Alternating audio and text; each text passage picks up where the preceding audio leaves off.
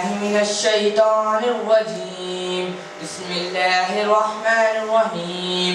ألم نشرح لك صدرك ووضعنا عنك وزرك الذي أنقض ظهرك ورفعنا لك ذكرك فإن مع العسر يسرا إن مع العسر يسرا فإذا فرغت فانصب وإلى ربك فارغب.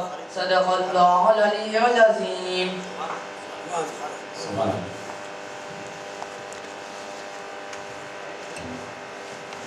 قاری کمسن قاری فیض صدیقی حصف کر رہے ہیں، ان کے لیے دعا فرمائیے گا.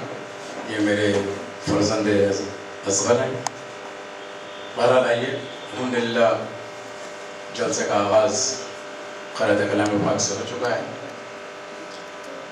میں چونکہ بہت سے احباب ادارہ وساطت میں پہلی بار تشریف لائے ہیں، میں تمہیدی طور پر مختصر سا ادارہ وساطت کا تعارف کرانا چاہوں گا. ادارہ وساطت 1985 سے کام کر رہا ہے، 1985 سے. یہ کسی سے کوئی اسپانسرشپ نہیں لیتا، کسی سے کوئی چندہ نہیں ہے، اور گاہے ماہے کبھی اردو اکیڈمی یا پھر ڈپارٹمنٹ آف کلچر کی نظر عنایت ہوتی ہے تو برسوں میں یا ایک آدھ وقت کچھ یہ لوگ مدد کرتے ہیں، لیکن وہ آٹے میں نمک کے برابر ہوتا ہے. اس سے ہٹ کر پرسنلی ہم کسی سے کوئی ڈونیشنس وغیرہ نہیں لیتے. آج تک ہم نے 309 مشاعرے اپنی ذات میں منعقد کیے.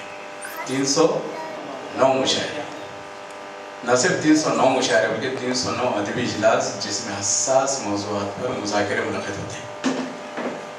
عصر حاضر کے جو بھی مسائل ہوتے ہیں، اردو ادب کے جو مسائل ہوتے ہیں، ان مسائل پر مذاکرات بھی منعقد ہوتے ہیں.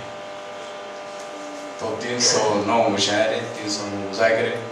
اس سے ہٹ کر ہم نے اب تک 220 لوگوں کا تہنیتی جلسہ منعقد کیا. یہ طرف خدمت کے جلسے الگ ہیں.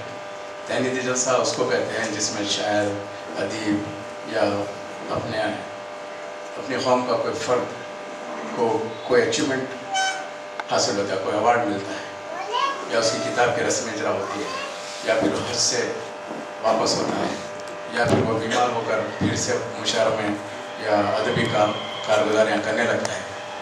اس طرح جب کوئی معاملہ ہوتا ہے کسی شاعر کے ساتھ، ادیب کے ساتھ، تو اس کا ہم تہنیتی جلسہ منعقد کرتے ہیں صحت یابی کی خوشی میں، ایوارڈ ملنے کی خوشی میں. اس سے ہٹ کر ہم نے 85 اعتراف خدمات کے جلسے منعقد کیے. تہنیتی جلسہ اور اعتراف خدمات کے جلسے میں فرق یہ ہے کہ اعتراف خدمات کا جو جلسہ ہوتا ہے وہ دیرینہ خدمات کو مد نظر رکھتے ہوئے ان شخصیتوں کا انتخاب کیا جاتا ہے. ان شخصیتوں میں انتخاب کر کے ان کے دیرینہ خدمات کو خراج تحسین پیش کیا جاتا ہے. تو اس طرح سے 85 حضرات کا ہم نے حیدرآباد کے جو بہت ہی مشاہرین میں ان کا شمار ہے، اور سیلیبریٹیز جس کو کہتے ہیں، ان کا ہم نے اعتراف خدمات کا جلسہ کیا.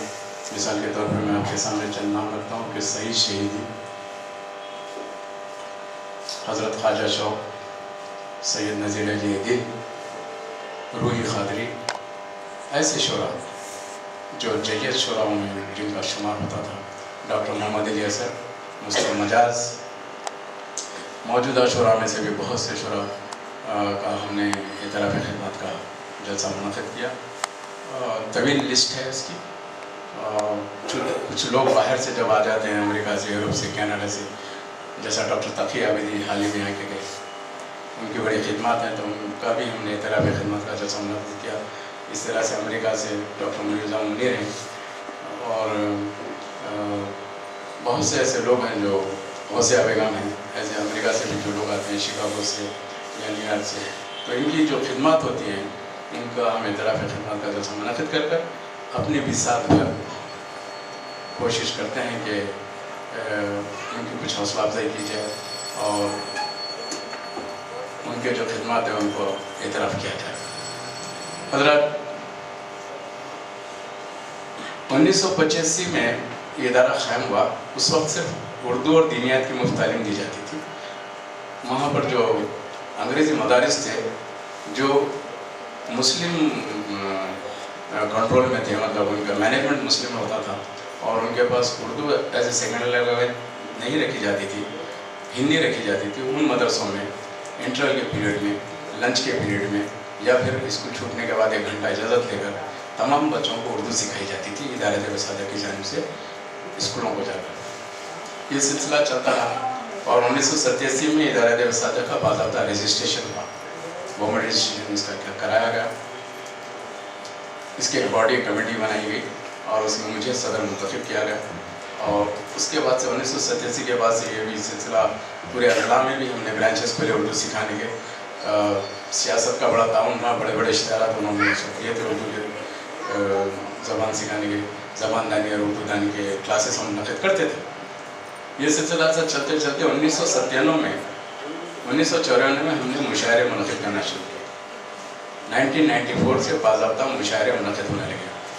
مشاعرے نہ صرف سہیل مینشن جو ادارہ وسادہ کا صدر دفتر ہے وہاں پر ہوتے، بلکہ حیدرآباد کے مختلف بڑے بڑے مقامات آپ لوگ دیکھ چکے ہوں گے کہ رائندر بھارتی میں یا پھر باغیم کے جو اوپن تھیٹر ہے وہاں پر، شلپا رامم میں، اور جہاں جہاں بھی اردو گھر میں، جہاں جہاں بھی بڑے بڑے ہالس ہیں وہاں پر بھی ہم نے مشاعرے منعقد کیے۔ تو اردو کا جو سلسلہ، مشاعروں کا جو سلسلہ شروع ہوا، اس کے بعد سے ہم 7 روزہ، گزشتہ سال ہم نے 7 روزہ جشن کا، اردو کا 7 روزہ جشن منایا، اور اس سال بھی ہم 8 روز کا جشن منا رہے ہیں اردو کا۔ تو اس میں مختلف یعنی جو بات نوٹ کرنے کی وہ یہ ہے کہ اس میں نہ صرف حمدیہ، نعتیہ، منقبتی، مصالمہ کے مشاعرے، بلکہ طرحی مشاعرے، غیر طرحی مشاعرے، غیر منقوط مشاعرے جس میں نقطے نہیں ہوتے، ایک میں نقطہ نہیں ہوتا، ایسے مشاعرے، موسم گل کی ایک ہوا آئی، اس میں ایک بھی نقطہ نہیں ہے، موسم گل کی ایک ہوا آئی، اس طرح کی طرح دے کر شعراء کرام سے تباہی کرائی جاتی ہے، اور طرحی مشاعرے غیر منقوط منعقد کیے جاتے ہیں۔ اس سال بھی ہوا ہے، گزشتہ 2-3 دن پہلے ہم نے غیر منقوط مشاعرہ منعقد کیا۔ طرحی مشاعرہ، غیر طرحی مشاعرہ، غیر منقوط مشاعرہ، فی البدی مشاعرہ۔ فی البدی مشاعرے میں اسی وقت 4 مجموعہ کلام میں سے، 4 دیوان میں سے 4 مصرے نکال کر اس کو ایک مصرع پھر کسی بچے سے ایک مصرع اٹھواتے ہیں چٹھیاں بنا کر، جو مصرع نکلتا ہے اس پہ شعراء کرام اسی وقت لکھتے ہیں، 1 گھنٹے کا ٹائم دیا جاتا ہے، تو اسی وقت مصرع دیا جاتا ہے، اسی وقت فائنل کیا جاتا ہے، اسی وقت دکھایا جاتا ہے۔ تو یہ ہوتا ہے فی البدی مشاعرہ۔ تو اس طرح کے مشاعرے ادارہ وسادہ حیدرآباد نے پہلی بار منعقد کرا ہے۔ غیر منقوط مشاعرے منعقد کرنا غزل کا حیدرآباد میں سب سے پہلے ہمارے پاس ہی شروع ہوا۔ اس سے پہلے محترم مرحوم حضرت جمیل الدین شفیع صاحب کے پاس غیر منقوط حمد کا اور نعت کا مشاعرہ ہوا۔ تو دوستو، عرض کرنا یہ ہے کہ یہ کارواں آہستہ آہستہ چلتے چلتے 1994 سے 2013 تک آ چکا ہے، اور اس 25-24 سال کے پیریڈ میں ہم نے 310 مشاعرے منعقد کیے ہیں۔